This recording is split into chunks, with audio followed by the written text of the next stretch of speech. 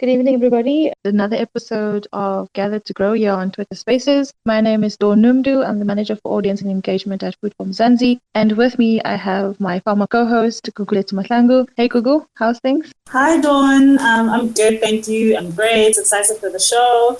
And good evening to our listeners and our guests. Thanks. I'm really excited about tonight's topic. We're talking about agricultural exports. We're hoping that within this hour, we can share some of the aspects that farmers should know, especially beginner farmers or even farmers that are already in the industry and looking to export their produce. So, like we usually start off, we ask everyone to introduce themselves. Maybe I'll start with Tamsin because I always say woman first. Would you like to just tell us a bit about yourself? Yeah. Hi, Dawn. Hi, everybody. Hi, Gugu. Hi, all the listeners and panelists. My name is Tamsin Davids. I'm the owner of Crystal Consulting. We are a food safety and quality firm organization, and we assist smallholder and medium farmers and agro-processors to get their compliance to, export. Thanks, Tamsin. I think it's very important that you're here tonight. And I think I was trying to find a female voice, and you were my go-to. So thank you so much for joining us here tonight. And then we also have Elton Grieve. Elton, you've also been with us on Gather to Grow. You have an extensive knowledge on this topic, specifically as the trade and engagement manager at Tridge. Elton, welcome back to Gather to Grow. Hi, Don. Thanks again. It's good to be back. I've been in the agricultural sector for about 27 years, and I'm not that old, by the way. I'm in the export business for an international company in Asia, South Korea. My expertise is in fruit sourcing, production, exports, imports, and it's good to be on this topic today. Thanks, Don. Thanks so much, Elton. And then we have Peter Pence, who's the communications manager at Grote Coast Wines. Would you like to just tell us a little bit about yourself? You'll be talking mostly about the wine industry in your position, but I've been on both Gather to Grow and also on Gugu's weekly farm spaces. So welcome. Dawn, thanks so much for having me. Absolutely, it's a pleasure being here this evening. Very good evening from Grote Coast along the west coast of South Africa. Lovely evening. Tonight's conversation and just shedding some light as a producer, some of our findings from the wine industry and what we do from what we experience in the wine industry. Very topical topic, and hopefully let's learn to grow. Thanks for having me. Thanks so much, Peter. Really great to have you. And then we have Tabile. Tabile, I hijacked last week to join Gather to Grow because he was a listener, and I was like, let's just get you into the conversation. And then this week he's here as an official speaker, as an agricultural economist at the National Agricultural Marketing Council, and he works as part of the agro-food chain unit at the NMC. Welcome, Tabile. Thanks for having me again. It's a pleasure to be here just to also grow as well as share a little bit of the knowledge that I have. Thanks again for having me, and good evening to the listeners as well. Thanks. Thanks, Tabile. And then last but not least, we have Uzair Isak, who is a fruit exporter and managing director of RIPE, which is a Western Cape-based fruit exporter, fresh produce exporter. Uzair, welcome, and thanks so much for being here. Thank you so much, Dawn. Thank you to the listeners and the fellow panelists. It's an honor to be here with you all and to learn as well as share my knowledge. So, Google, we have a full house. And I think I'm going to do very little talking tonight because definitely a lot of expert voices and a lot of knowledge to share with our panelists tonight. Absolutely, Dawn. I think tonight we're really going to get to know and understand exporting, what we need as farmers, what's very important, what are we missing, how to get in, because there is a misconception that exporting produce is hard, it's difficult. So I'm really excited for our speakers to discuss that with us and really break it down for us tonight. Thanks, Gugu. When we talk about agricultural exports, what do we mean by that? What is it? And why is it so important for growth in agri, but also from Zanzi as a whole? Elton, would you like to maybe just set the scene for us? The context in which we see exports is the ability of a country to produce fruit or vegetables or a product and market and sell it on an international basis. The importance of it is it's not only an economic driver, but it puts farmers in a niche market where they could get value add and good pricing for their produce, but also, the demand for South African fruit is so good. It is a good opportunity for farmers or business to get into. Of exports, I see it as an opportunity not just to play on the local field, but also in the international field, which opens up a lot of opportunities for farmers, small businesses, medium-sized businesses in the export industry. Thanks so much for setting the scene. And when we talk about the list of agricultural exports that South Africa is known for, what is that? Uzair, would you maybe like to take that one? I think the main product that we're known for is obviously our wine, our fresh produce. I think we do also, although we are an importer, we do also export a lot of grain, beans, etc., etc. I can speak strictly on the fresh produce aspect, and I mean our fruit, whether it's an orange, whether it's an apple, a pear, a grape, a berry, is world renowned. You can go to any country who can't produce for themselves, and you can find our produce on their shelves. So it's obviously an honor to see that, and we should definitely make use of that even more. No, definitely, that is definitely something that we should encourage across board. You've mentioned some of the commodities or produce just now in response to the question. Maybe, Peter, you can maybe come in here in terms of wine. That was one of the first things that Uzair mentioned. And when people visit South Africa, that's usually the first thing that they want to do. They want to go and visit a wine farm. Maybe you can just talk about that before I go into my next question. Yeah, I think very interesting. South Africa is world renowned for quality producing wine, both in also finished product, but also in bulk wine. But interesting enough, in terms of world wine, South Africa only makes up 2% of world wine, which is really very small. But when it comes to quality, we are really at the top there with good quality wines, and we've got nothing to stand back for. And very interesting seeing that the export reports for 2021 really just grew. It grew quite a lot, and it bounced back. Increase in volume and increase in value of packaged wines. And that is really good to see that despite the circumstances in terms of lockdown, we are still moving ahead when it comes to export and wine.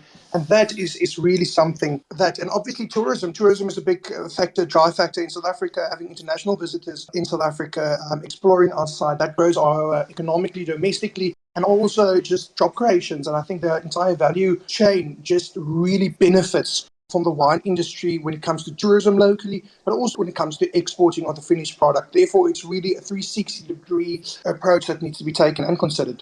Definitely, Gugu. I see you'd like to add something there in terms of what Peter maybe was saying, but also in general.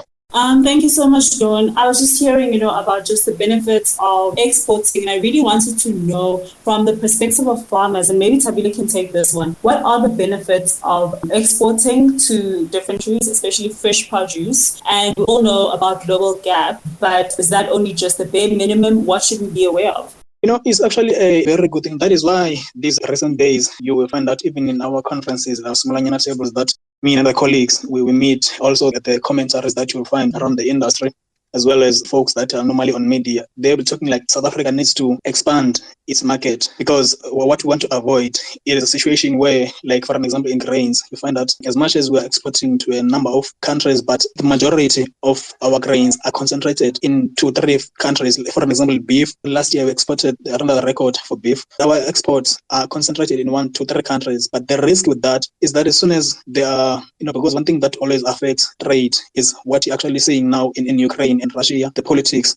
Those are always going to be a very important feature on trade. Not only that, also the economies of countries. How much is it the people within those respective countries can spend? The importance of getting a market that is diverse is to minimize the risk of your product being exported into one country, and then for some reason the relations between those two countries, they go south. Then you're going to have a big problem in terms of finding another market. So that's one thing that is very important, just to have that very diverse sort of a market, because it minimizes the risk of you losing a market for whatever reason that will happen. Because we're in a global space. Anything that is happening in the global space is affecting any country that is within that global market, which is exactly what is happening now. We are buying things at the record prices, and yet domestically we have surplus of those. Those are things that cannot be avoided. But if we have a very diverse market, it gives you that leverage, because even if maybe I'm doing a little bit bad in Kenya, Tanzania is going to take my product, or Egypt is going to do the same, Spain, or so forth. So that's a good thing about having a diverse market. Soni, the floor is yours. My name is Om Soni and I'm from India and I'm agriculture graduate. I don't know about what is going on there, but I need a help from you guys. I want to pursue my master's in research, agriculture science, plant protection in African continent. Anyone can please help me to find funded? Thank you so much, Soni. The space is perfect for you to connect to other farmers, but also maybe the speakers have ideas of how you can possibly do that. And of course, Food from Zanzi is also available for any questions and can connect with you after the space. But thank you so much for joining us from India. Tabila was speaking about diversification as being important. And also my thought while you were talking was exactly around not seeing yourself as a farmer on an island or alone. I think that often we don't think of ourselves as part of this bigger agricultural chain. And so that's a very important point that you were making, Tabile. Gugu was asking about the benefits. What are some of the major exports in South Africa? Uzair, would you maybe like to take that one? Elton, maybe you can also contribute. We did cover this when we spoke about the biggest exports in South Africa. Like I said, it was fresh produce, the wine, and also the grains. If there's any more I can elaborate, I'll be more than happy to do so. Everybody doesn't maybe know. I mean, you can probably Google it, but maybe just as a way for us to set the scene in terms of what are the areas that we're doing really well in, and maybe some of the percentages, if that's possible. Go for it, Tabile. Floor is yours, my friend. So the other products that South Africa is pretty good at are normally your traditional produce. For an example, South Africa is the biggest producer of mohair in the world. It's actually not just that big. It is actually the most quality of mohair that you'll get. The same for wool. We're doing very well with wool.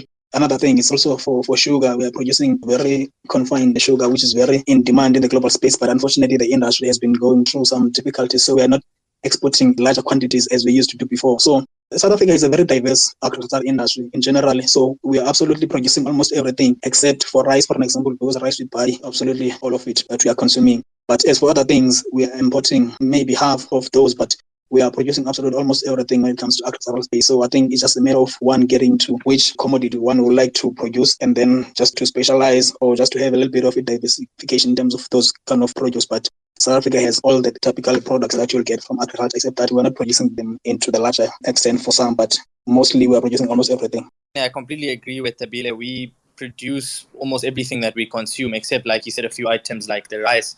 I think also it's important for future farmers and export to study demand. So in a lockdown world, I was very grateful and very fortunate to be one of the people who could continue doing business because I was exporting fruit and vegetable, which people need to live on a daily basis. So it's important to consider those products where something that someone eats, you'll never go wrong with that because everyone has to eat at any time of their lives. So just something to keep at the back of your mind if you want to start a farm that produces something to export.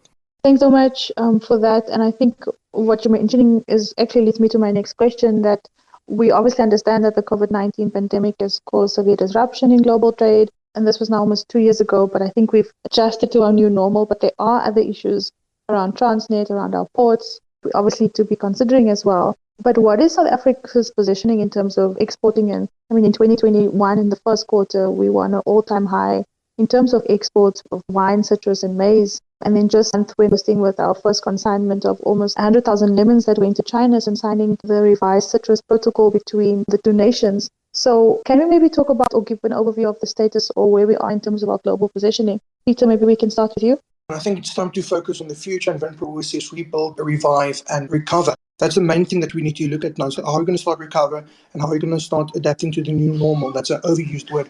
Which is very interesting is when we look at the export market for 2021, the wine export volumes rose by 22% in 2021, despite the boost bans locally. And that's very positive to see that we actually grew internationally. And that was a great support for us in the wine industry when we were locked down domestically. And I think it's important that we actually cherish that international relations, that we build onto that, because people are South African wine. The fact that the volume grew by 22%, that is 388.1 million liters of wine. The value of the wine also increased by around about 12.1%.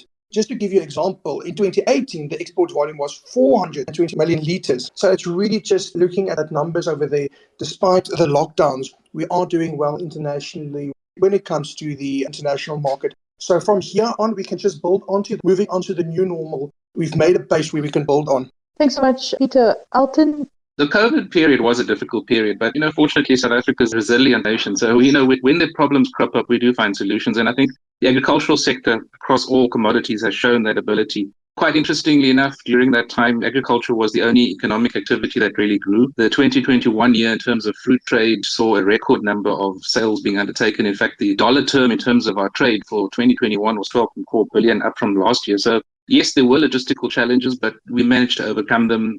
We were hard hit at one stage when flights were cancelled and we couldn't send blueberries out, but we recouped that and found alternative mechanisms to get it out there. So from South Africa's perspective, we've overcome this barrier. COVID wasn't really a major issue. It was more the logistics in terms of port capacity, Transnet's inability to manage the volumes. And to an extent, one has to understand that with the rapid increase in South Africa's ability to produce quality fruit and export it, our infrastructure did not keep up with the time. I'm glad to see that there are interventions, especially seeing as citrus is our biggest export commodity in the food sector, and that season's coming up. We're seeing interventions in terms of overcoming not only logistical barriers, but access to markets. From a Tridge perspective, we are seeing large volumes moving to the Far East. We're currently moving large numbers of containers to Taiwan, Vietnam, India, traditionally markets South Africa didn't service, but large volumes coming out of that, which shows our logistics is keeping up. Not as great as it should be, but we are getting there. Thanks so much. I think as a nation, we are definitely resilient. Tabile, I see your hand is up. Actually, Elton touched a bit on what I was to say, that South Africa has exponentially grown in terms of production. And one of the reasons, like recently, especially towards the end of last year, there's been a lot of talk around our infrastructure, deteriorating infrastructure. And the reason for that was majorly because the past 2 seasons, South Africa has been exceptional in terms of increasing our production.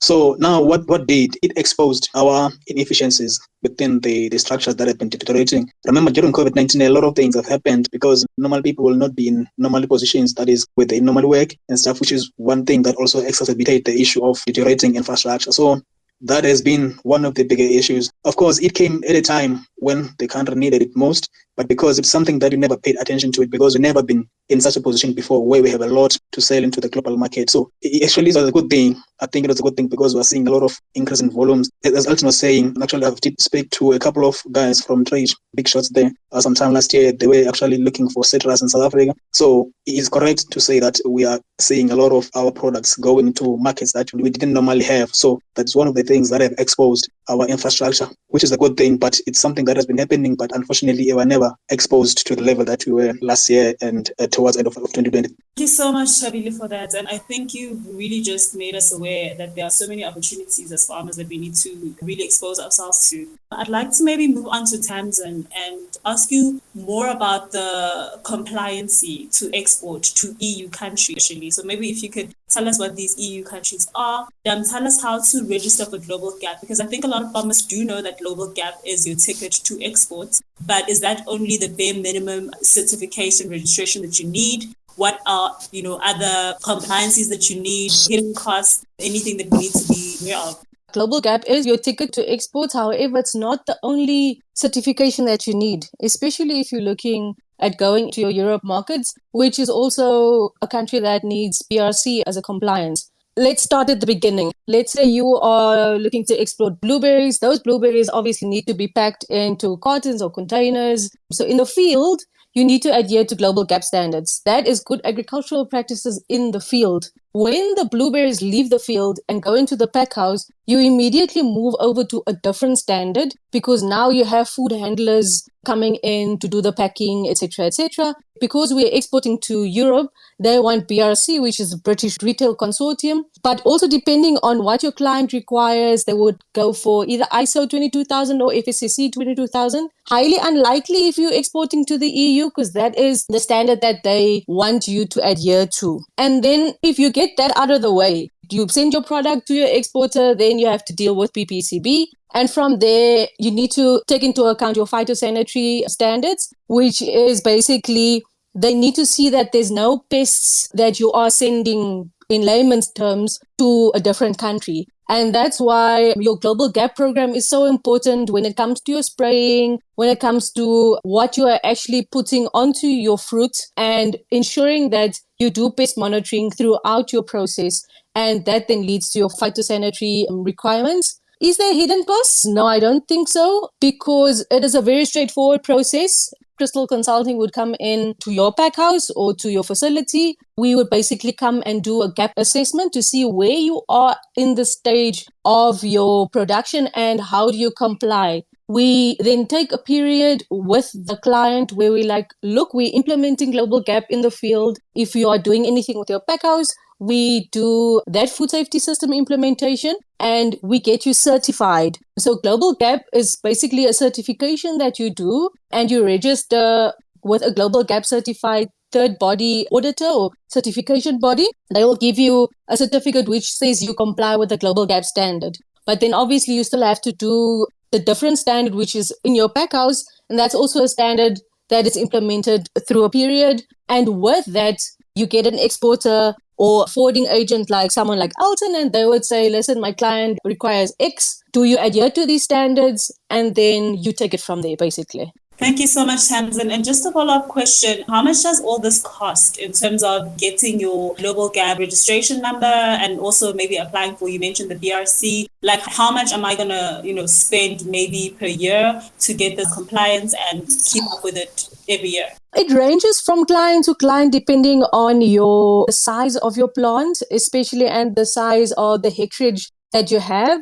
I can't give you a blanket number. There's different CBs, there's different certification bodies that charges different amounts. There's quite a few in South Africa, quite a few CBs that does global gap certification as well as BRC, and their prices vary very much. Just for example, a BRC certification can be between 45,000 Rand or 100,000 Rand. There's no set amount that you are going to give out. And that is literally just for the certification audit itself. Then you still have to factor in implementation and the period that you're looking to implement your system in your facility as well. I really can't give you a number at this stage. It varies quite a lot, and also it varies with the consultant price as well. Thanks so much, Tamsin. I just wanted to maybe ask about, you've mentioned obviously people that would need to assist you in the process. You would obviously be there available for Global Gap and other certifications, but who are the other people? Is there out there, you're both working in the industry in that regard as well? If I decide that I want to export my produce today or I want to make a move to do that, who do I speak to?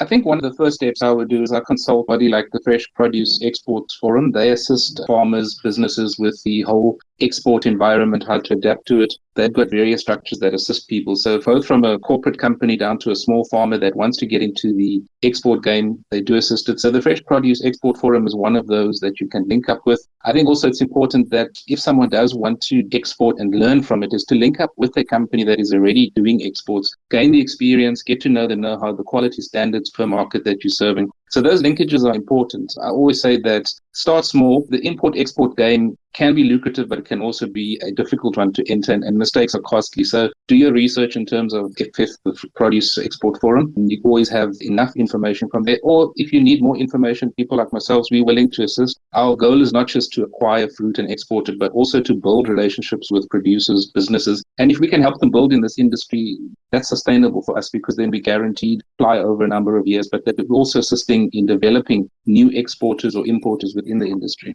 Yeah, I think I was also going to say pretty much everything that Alton mentioned. Obviously, if we're talking very basics, you need to have a company registered, you need to have your import-export license. If you're a farmer, you need to be set up with a global gap and everything else. Thanks, Suzanne. See, we also have Michael who's here. Michael, would you like to ask a question? Hello, good day. I'm Michel, actually in French, because I'm from Congo. I was listening to, I don't know who, talking about like exporting to DRC eventually. Is someone asked a question like that? Thank you. Thanks so much, Michelle. I'm not sure I was hearing you quite clearly. Is the speakers maybe familiar what Michelle was talking about? From my side, I didn't quite pick up, but if there are opportunities, we can discuss it. I did not pick up anything specific. I'm not sure about the other speakers. Michelle, maybe you want to clarify what you want to know specifically around exporting? Actually, I joined this space because I heard people talking about exporting like toward Africa. Is it actually this, or just you actually exporting in South Africa, like the market outside? How like farmers or exporters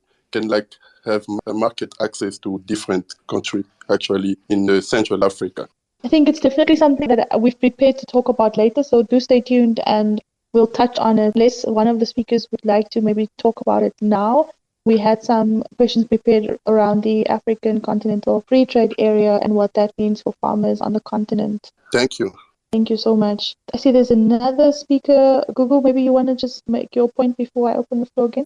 Thank you so much, Dawn. I just wanted the speakers to maybe just give us a little bit of incentive, as to exporting to either the continent or the markets, the Middle East. I just want to understand, can I decide, I'm a farmer, I'm producing good quality niche produce such as maybe blueberries, nuts, cotton, saffron. Can I now decide that I'm going to solely dedicate my company to exports? And, is that something that I should do, or is it too risky that I should still keep some for the local markets? Is it something worth pursuing and building an entire business model over?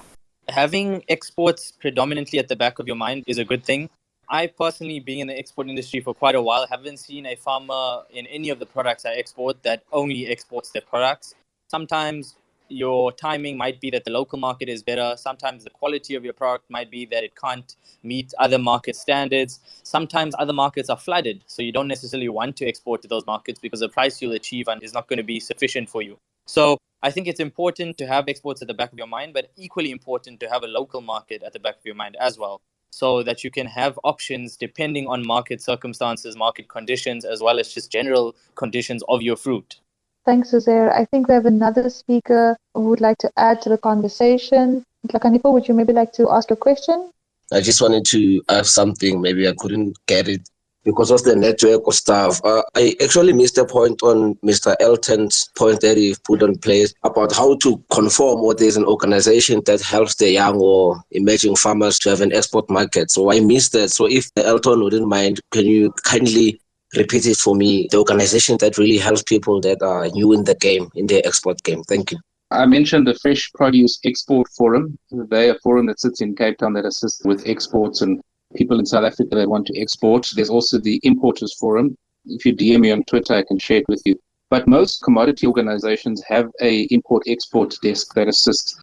So if you example, in the citrus industry, the Citrus Growers Association has a development chamber that assists producers and assists in terms of export. So there's a couple of them, depending on the area in the commodity you're in. There is assistance. If you DM me, I can assist. Thank you so much, Sir Elton. I'll come to your DM as quickly as possible. Thank you. Thank you so much. I love that people just slide into each other's DMs.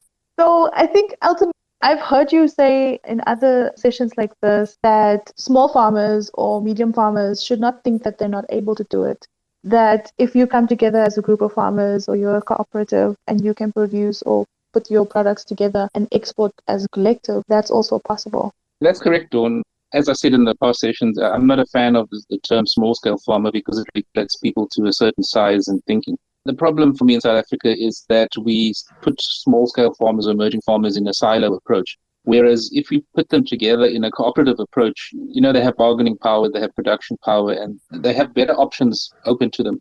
I gave the example of the 12 citrus farmers in the Eastern Cape that we're helping. They all farm on small farms. But when we put them together as 12 farmers, they suddenly could supply a pack house, they could motivate their production figures, they could negotiate export prices. So that element of doing it alone, sitting in a corner, is a negative aspect to it. So I believe small-scale farmers or emerging farmers, let's call them farmers, need to work together, especially if they're working in the same area, same commodity base, whether it be livestock, fruit, whatever production they're doing. They should come together, focus on it. And the first step is, I wouldn't say just immediately go into export.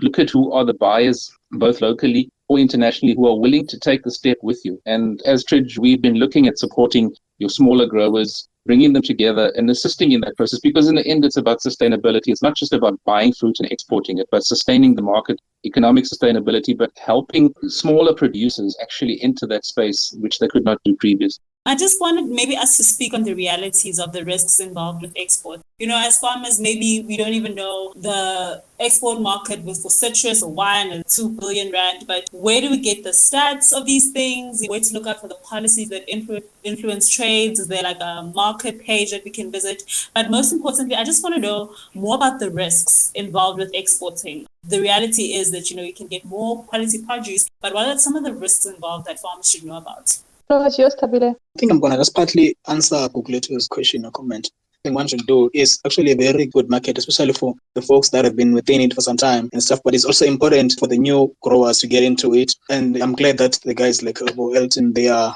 really doing a wonderful job, especially here in South Africa, because I'm following some of their work, because they are almost doing something that should have been done for some time. This is wonderful. So as for exporting, especially if we are still getting into the market, there are risks in exporting.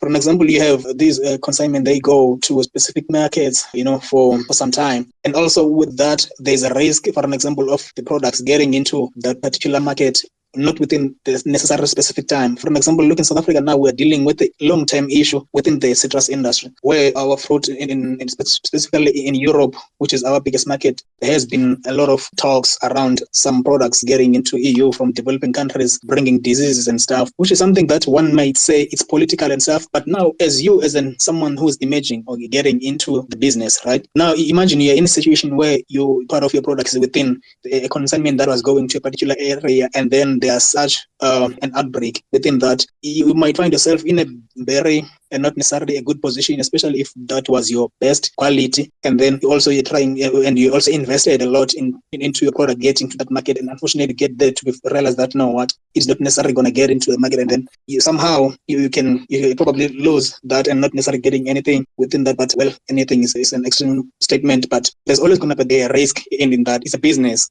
and businesses, there's always going to be a risk, particularly for agriculture, for stuff like that is very perishable. The delays in ports, sometimes they get into, and we will receive calls from guys that are very pissed because the state is not doing its wonderful job to make sure that their products are leaving the ports at the right time to get into these markets at a very proper space within the good conditions and stuff. And remember, your EUs, those are developed countries. Standard of food there, it has to be top class. It has to be 100% proper. As soon as it gets there and it's not what they wanted, it's just a big problem. They're not going to take it. Look, there are some countries, I think it's Thailand, they need eggs that have zero salmonella, for an example, So there are some countries that can still export some poultry products with a little bit of it, some 0.5 and something, but for some countries, they just don't take it. So there are those things that you probably think, well, your product was worth it, but just because of some technical issues, it didn't get as a good quality that it was. And then, of course, you're going to incur that part of the cost. Thanks. Thanks, Tabile. Uzera, I see your hand is up. Yeah, I think there's quite a few risk factors when exporting, and I'll talk specifically on the financial side. So firstly, let's look at the customer. If you don't have a strong customer and you exporting to them on terms, and with those terms you don't have any protection like credit insurance, you could easily send your goods all the way across the world to them and they could not pay you. To fight a legal case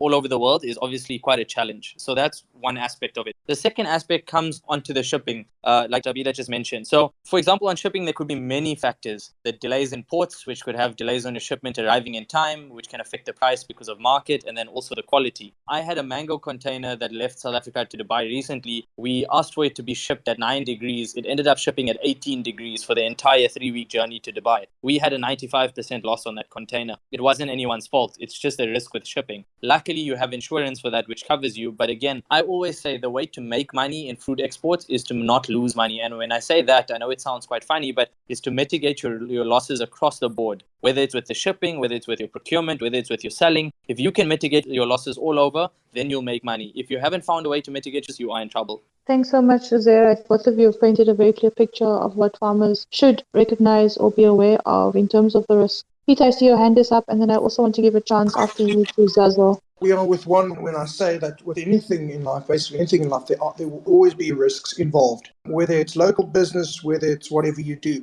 And I think when it comes to exporting, despite the product or the commodity that you're exporting, there are some general risks that you need to take great caution of. And I think some of it has already been mentioned. I think just to highlight a few, especially when it comes to wine, I mean, there's risks about, political and global risks. There are some things like Brexit that has an impact on your export. There's things like COVID that will be a global risk, and you need to be aware of that. And then your payment terms, I think that's also been mentioned earlier. So your payment terms, especially internationally, make sure you know your payment terms and that you stipulate that correctly, because that could result, like I said, into major problems. Then hidden costs, it's export documentations or treatment of pallets that you didn't know about, or registration costs that you weren't aware of, and that all comes up. So make sure that you are aware of that, because that can be riskful. Another thing is not understanding the market. That's a big thing, especially when it comes to wine. Make sure you understand the market, because if you don't understand the market you are exporting to, that can become a risk, because your wine or your product may not sell. And that is a big risk, because then you're sitting with stock overseas. And then I think one of the big things when it comes to exporting, especially wine, is getting your paperwork and compliance wrong. That is a big risk. If your paperwork is not in place, that could have a ripple effect on your entire shipment, on the entire export. This is some of the more practical things that I think in terms of risks that are involved with export. I'm just looking at a wine type of thing. We are exporting to Canada right now. And just the compliance we need to adhere to when it comes to that, pallets that need certain certification, the way things need to be packed. And I think the fruit guys would actually get very involved in this conversation as to the regulations, as to shipments and how things need to be packed and looking. Make sure you are aware of that, because if you're not aware of that, it can be difficult. Lots of people has got a misconception about what exporting is all about. It's very easy for me to ship a case of wine from Darling to Johannesburg, but things do get difficult when it starts traveling across the border. Then it's a total different ballgame. But don't let it set you off. Just be aware of the risks. And that's like with anything in life. Thanks so much, Peter. Tamsin, I'm going to give you the floor, and then I'll go to Alton. And I do see that Zazo is also wanting to speak. I just want to follow up and add on to what Peter was saying. I worked for PPECP for quite some time, and the amount of containers that we had to turn away and send back to the actual farmer, the client, you wouldn't believe. because of shipping temperatures that weren't adhered to. I mean, in the fresh fruit industry, most likely, depending on what you're shipping, you're going to ship at controlled temperatures. And I think it needs to start at the point of origin. If it doesn't comply at the farm, and if you're shipping at temperatures above the standard, it's not going to get to the pack house or to the cold room, and then somewhere temperature is going to change miraculously. So I think it's also a conscious thing as to the point of origin where your produce is coming from. Those people packing need to make a concerted effort as to following the right procedures. And like Peter was saying, the paperwork is a big stress. And if that is not correct, you're going to have a problem. And I think the client itself also need to kind of take responsibility there. And the people that is working, your export controller or the person that you're liaising with, that needs to be right the first time because it's very costly. I think the export game is cost, and you can rake up a lot of expenses if you don't do it properly the first time around. Thanks, Tamsin. Zazo, maybe over to you and then to Alton. I export livestock, and I guess it's a different kettle of fish compared to most of the items that were being mentioned here. But I guess the process is exactly the same, that you need to understand what are the requirements before you even start exporting. But it is doable. So if there are livestock farmers here, just to advise that you can actually export livestock to other countries, especially in the region. It's not as daunting as it sounds. If you speak to someone who has done it, they'll be able to advise you on how to go about it. The other risk that I just wanted to also talk about is actually currency risk. We don't necessarily think about it, but it's actually real. Because if you raise your invoice today and you bill a client that's in the US, for example, and there's an exchange rate movement, it means whatever you then get in rand terms might actually be very different to what you're anticipating. So those are some of the things that you need to think about, because you're not necessarily going to get the amount of money that you thought you were going to get. So you also think about currency risk when you actually think about exporting products. Thanks, Zazo. Tabile, maybe you want to add something there? Zazo mentioned something that I thought I was going to bring up when we were talking about the Africa Free Trade Area, but I don't know if I should bring it now. Perhaps this looks like we still have a bit of minutes, but I'm just going to mention something about the animal products that he just mentioned. Africa is still a developing continent, and a lot of countries are still developing. So the issues of, the certifications and a lot of those politics that you will get from the so-called countries, you don't normally get in Africa. And there's actually a growing demand for animal products, especially those processed, even raw products themselves. There's a lot of demand on it.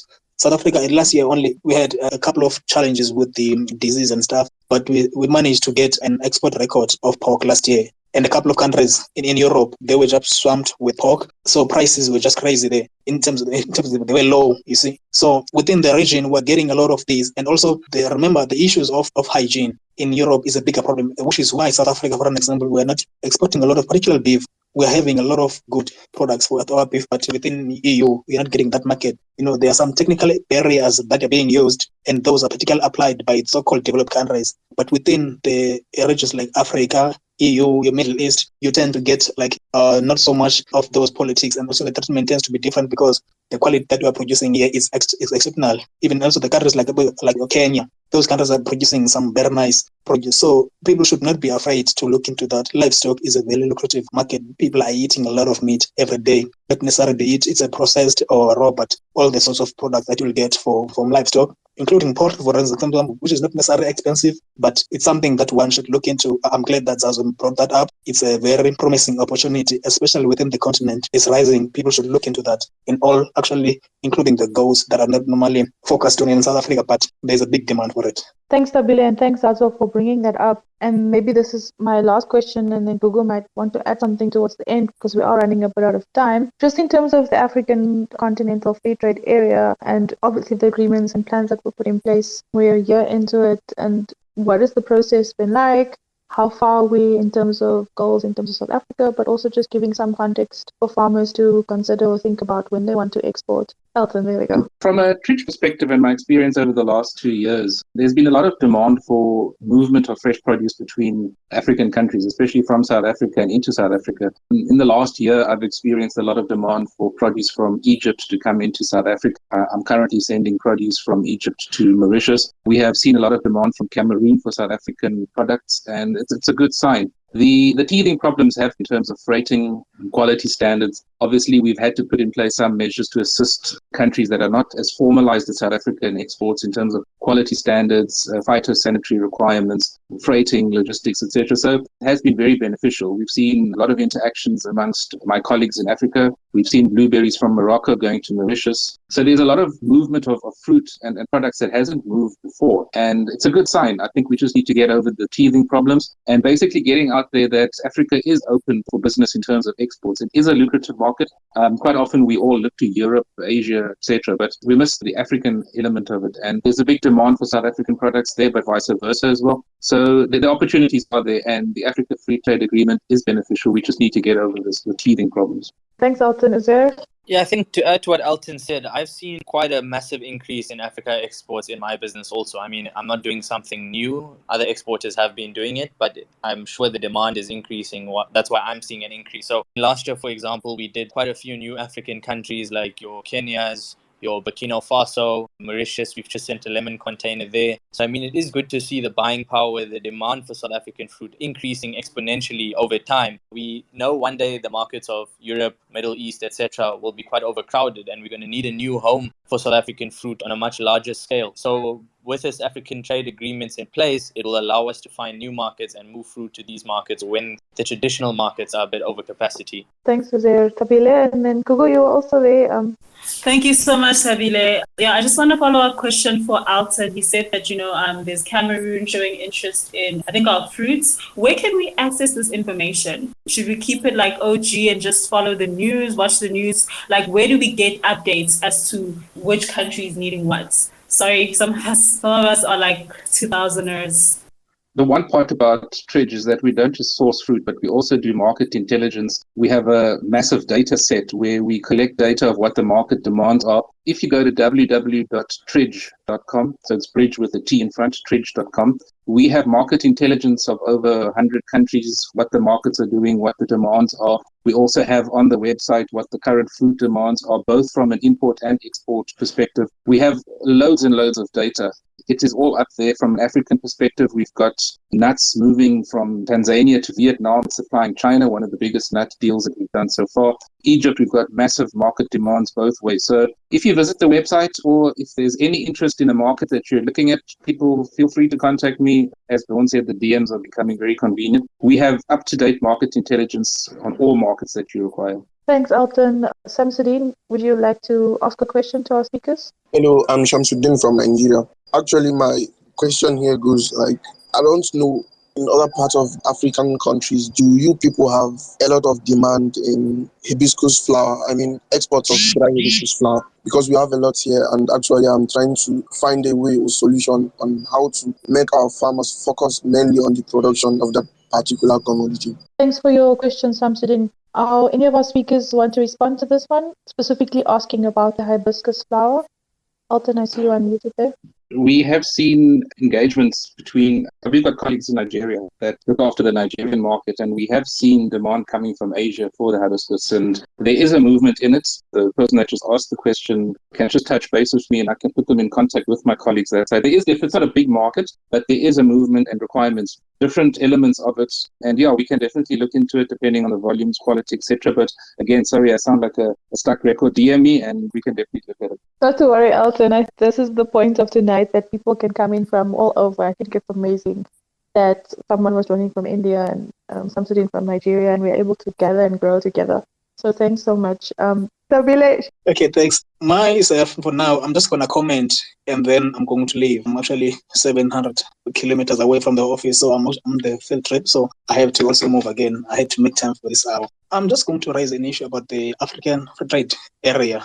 As we are talking here, I'm observing a trend. That is, there are maybe 1, 2, 3 countries that you're talking about from Africa seemingly getting into the global market and then specifically doing okay and some doing well. I think there's a lot that needs to be done within the continent to make sure that the free trade area, we're trying to make it work, it's actually efficient. At the moment, I feel like the countries that are actually going to get or something out of it are the ones that we've been talking about, like now, your Kenya, South Africa, Tanzania, and stuff. I remember like recently a colleague from Tanzania spoke to me about the issue of avocados that is happening. I remember Mexico was banned to export avocado to US for some issues there. And within that few days after that, there were a lot of issues that are going there. Kenya is one of those countries that is doing extremely well in avocados, and their neighbors within the other continent doing well. I think our governments in Southern Africa and Africa as a continent, they need to get their acts together. There is so much potential within this continent. I was so hurt when a few days ago there was a shortage of potatoes in Kenya. The reason to that was because someone that is importing potatoes outside decided to sell that because they're not getting the potatoes outside. So they declared that there's not enough potatoes in Kenya, and there were a lot of potatoes across the roads where, like typical farmers from Kenya, were producing potatoes. They were packed in stacks along the roads in Kenya, and then they were saying that there's not enough, and yet there are producers within those countries that are producing actually good quality of produce. I think that's something that needs to be done, and also the issue of policies that need to be put in space. There are some restrictive policies that are being put around by these countries, which is actually said in Africa. It is said because trade, there's a lot around it that has been said. If one just can give some time, maybe even now and then, just read a little bit around it, the more you make things available freely, not too much regulation. Of course, there's going to be a need for regulations for some countries because of the reasons that are known for those specific countries. But I think there's a lot that needs to be done. And Africa as a continent, there's so much potential. I just hope the colleagues that are here from respective countries can be able to hustle, to push through it. It's not going to be easy. Agriculture is not an easy sport. It's a sport that one needs to love and know that even if I get my ribs broken, I'm going to persist, because at the end of the day, I know the value of this. I know the worth of it. So it's actually a good thing that I think the continent needs to do. For now, Don, I'm going to leave you there, guys. I need to leave. I have to be traveling. Thanks for having me and the colleagues. Hopefully, you're going to have a great evening. Hopefully, we'll see each other again within the space. Thanks a lot, colleagues. Thank you so much, Tabile. It's always great to have you here on Gather to Grow, and your contributions are very much valued. So travel safely and hope to see you in the space again. Tamsin, I know that you're burning to say something. Just touching on what Tabile said, and actually want to just emphasize the importance of having a food safety system in your plant, because the Kenya issue was a testament to, not going to mention the client, but them having a set of standards and these farmers couldn't adhere to it. And that is what we've been preaching, saying get food safety ready. So when you have the call up, and I make the example as to, you need to keep yourself conditioned as a sports person, right? Because when the coach is going to say, listen, someone got injured, let's replace that person, you need to stay at a form of fitness so that it's easy for you to substitute for that person. And similarly to food safety systems, if you're looking at exporting and looking at supplying to the formal market, you need to stay ready. You need to have that mindset of someone's going to fall out, something's going to go wrong, and then I'm going to get my chance. And what I'm trying to say is just, I think we need to focus and give more attention to the system part of things. Yes, produce quality products, but you also need to produce a safe product. And I think that is what a lot of the farmers are missing. Like Elton said, I don't like the word emerging farmers, but every farmer needs to know that when I start planting a crop, I need to start taking account of what I put into the soil and what I put into the ground. So when that time comes to actually start implementing a system on your farm, it's as easy as 1, 2, 3. Thank you so much, Tamsin. Google, we're going way overboard here tonight on our time. The last question to you, and then I'll ask maybe all of our speakers to wrap up with final thoughts. Yeah, I don't know. It's very interesting tonight. It's actually very heated, and it's making me get goosebumps, because I really feel like exporting is something that always had a misconception of, that it's something that we can't do, to the big boys. And I actually really want to touch on that real quick. I'll just be brief, Dawn. I feel like, small companies obviously need to compete with the big guys, right? So what can we do just to set ourselves apart? Should we be looking at niche products? Should we be health conscious? Like, what are just the tips and tricks? Because we all want to be the preferred supplier. So I just, just to be brief, how can we also, win? When I started Ripe a few years ago, and obviously it's a saturated industry, there's already farmers, exporters exporting to all the markets, especially the main ones like Europe and the Middle East, etc. So how I had to differentiate myself was looking for a niche product, like you mentioned. And where I found that was in sweet potatoes, specifically the orange flesh sweet potatoes, where South Africa was never a big exporter of that. And yeah, you get a bit lucky, but now, besides for the growers that export themselves, we are by far the biggest exporter of sweet potatoes in South Africa. In addition to the niche products, we also had to find niche markets. So last year we did our first export to Mauritius, for example. We're trying other niche products like raspberries and blackberries, where people are already doing it, but it isn't as saturated as the guys who are exporting oranges or lemons or apples, etc. So I think finding niche markets and niche products and doing what other people aren't doing is definitely the way forward. You can put your foot through the door in terms of your niche items, then you can always expand into the more common items because you already have a good base with which to work. I'll leave on those thoughts because, like I said, I need to go to pray. But thank you to everyone, to all the listeners, and for having me on the show. And good luck for the season to all my fellow speakers. Thanks, Uzair, and hope to connect with you again soon. To our other speakers who maybe wants to add final comments, Peter? Yes, thank you so much. It was really interesting. I think my final comments would be that the call to action is support local. Local is lacking, and that we've been seen. Realize the potential of your product. Realize the potential of premium South African products. We are so blessed with so many excellent farmers and agricultural products in South Africa. I'm very excited about the future of South African agricultural sector. I think we are growing immensely, and I think there's so much opportunity locally, but the world is your oyster. Believe in what you do, work hard, and find that what makes you happy. And then anything in life is possible. When it comes to the international market, we've spoken about risks tonight. Don't be scared. Be willing to take risks where possible. Make informed decision. Connect with people that know. Hear out. I think that's the big one lesson and one key takeout I want to leave with you tonight is don't be afraid to ask. Make time or go ask people questions that has been in the industry, that are in the industry. Ask for their advice. My dad, who's been in the industry now for years, and granddad as well, they've never turned anyone away who's made the time and the effort to say, I want to come and speak to you and ask you advice. Farmers are people with open mindsets. They're always willing to support people in the industry, and never forget that. So find what makes you happy and ask questions, engage. The more you ask, the more you're going to know. And if we don't know the answers, we will find them for you. Thank you so much. Thank you so much, Peter. Thank you so much for joining us here tonight. Elton, your final comments? I think in answering Gugu's question, what to do differently, I wouldn't say do something differently. I'd say do what you do well and sustain that. What we're looking for as exporters is consistency. And where you do perhaps have a mishap, we support that. We don't expect people to consistently do 100% and provide diamonds when the conditions don't suit it. So don't see yourself as not being able to do it. As Peter says, and I support it, ask. There's lots of us out there that are willing to assist people. And I'm going to repeat it. For me, it's not just about buying fruit, but it's about assisting people into the market and the space that we are in. I'd love to see South African agriculture thrive more. There's a massive demand out there. Something simple, an example, I can't keep up with demand for different color carrots from Mauritius. The hotel chains, they go crazy for it. Something small, it doesn't require a lot to do, but do it well, do it consistently, negotiate with current exporters, speak to them, and slowly enter the market. Don't try and do rocket science. Do it slowly, do it well, and it will work out for you. Thanks much, Elton. And Google, as you have it, we have one more request for someone to speak, one of our listeners. Stella, I'm going to give you a minute, and then we'll have to wrap up with Tamsin. Thank you very much. I am actually a farmer and exporter from Uganda. I just came to your space by chance, but I've really enjoyed everything I've been listening to. It applies to everyone in Africa. I've learned quite a lot. My question is, how often do you hold this? Because I just came onto this space by chance, and I've never attended it before, but I would like to attend to listen to the...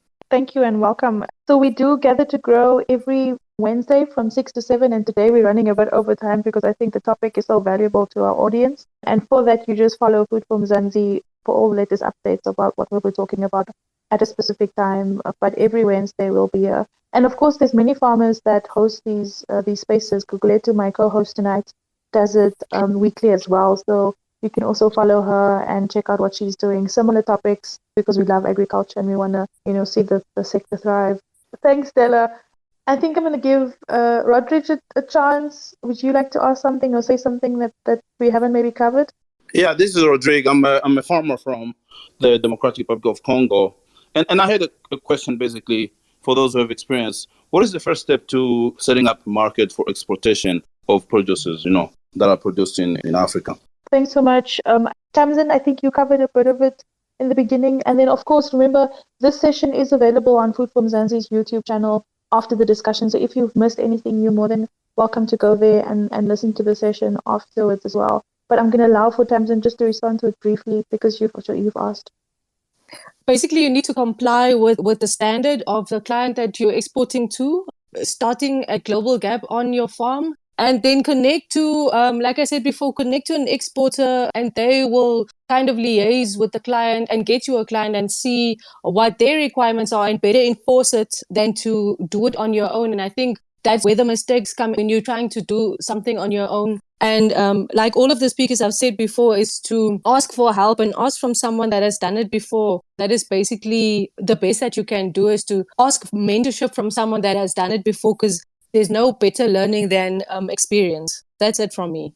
Thanks so much, Tams, and that's obviously your closing comments as well. Gugu, we've gone a bit over time, but I really appreciate that you're here with me tonight. And I think we should have maybe considered doing this in a two-part series instead of trying to fill everything in 1 hour. But it was fun, and I think I've learned a lot. And thank you so much, Gugu. Last word is yours. Thank you so much, Joan. And actually, I was about to say the same thing, that we need to kind of follow up, maybe just break it down, because it's a complex, layered topic that needs so much understanding. But, our speakers did so well in explaining. I really feel like I have a better understanding export markets and where to go. And I'm so happy that, Elton and Tamsin have consultancy businesses that we can reach out to them. So shout out to you guys, and thanks for having me. You guys rock. Shout out to Food from Zanzi. Okay, so until next time, to all the newbies like Stella, we'll be back next week on Wednesday from 6 to 7. Happy exporting if that's something that you're going to be pursuing. All the best with that from me, Donumdu. Have a great evening further. Bye.